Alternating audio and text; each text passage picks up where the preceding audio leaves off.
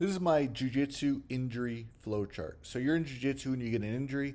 So now the question that every athlete asks me is, should I continue training? Do I have to modify or do I need to stop training?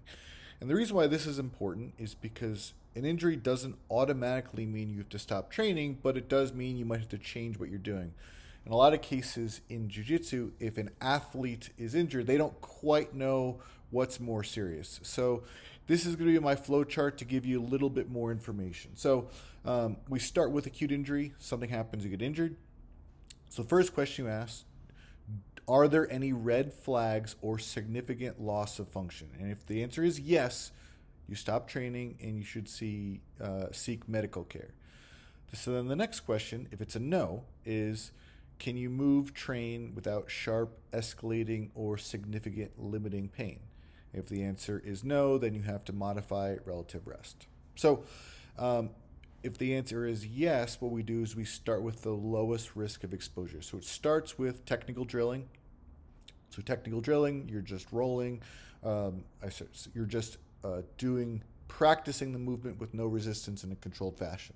So every time that we move up the continuum from technical drilling to flow rolling to positional training, controlled live rounds, normal rounds, or then finally higher risk positions, the things we have to ask is how was your response at each phase? So during training, with symptoms, are they stable or are they improving? Meaning, do they not worse during training? And sometimes when you do it, does it actually get better? If the answer is yes, then you can continue at that phase and then potentially progress to the next phase. So if you were drilling and that was fine, you can move to flow rolling. If you feel during this process the symptoms are escalating or your movement's getting worse because of pain, instability, etc., immediately stop. That means you got to go back to the last phase of training that you could tolerate. Next thing we also have to consider is just because people feel fine during training doesn't mean you'll feel better later. So then the next step is later in that day or the next morning, how are you feeling, right? So if you feel like, again, things are okay, they didn't worsen, then you can continue. But if you feel like it's worse than it was before the training, you did too much. So again, next thing, you got to go back one step. You need to reduce your intensity, volume, range, resistance, or position. So you can kind of follow this through, and this step-by-step approach allows you to kind of ease in.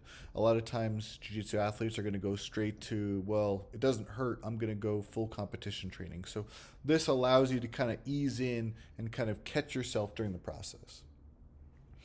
On the right, we can look at the green, yellow, and red. So red is always a stop, means if you have significant pain, rapid swelling, any type of instability or a limb giving away, whether it's your leg or your arm, any neurological symptoms, so numbness, tingling, muscle atrophy, radiating pain down your arm or leg, any major loss of function or obvious physical deformity, and then finally, if there's any concerning head or neck symptoms. These are all red flags. Immediately stop, see your medical professional. So yellow means it's kind of vague, and this is where you can potentially modify. So if you have these mild symptoms, some limitations, but for the most part, you can somewhat train around, because there's some positions that don't. You can train in those positions that don't provoke symptoms. And then again, if you can modify, if those symptoms settle, that means you're in that yellow phase. So here you still have to be careful because it's very easy for people to go too far, too fast, do too much, and then it gets worse. But here's where you can cautiously continue. And then finally, the green light means you're training. So if you have minimal symptoms, for the most part, movement's normal, function isn't changed, symptoms don't worsen at all, and there's no significant worsening later that day or the next morning, that's that green light.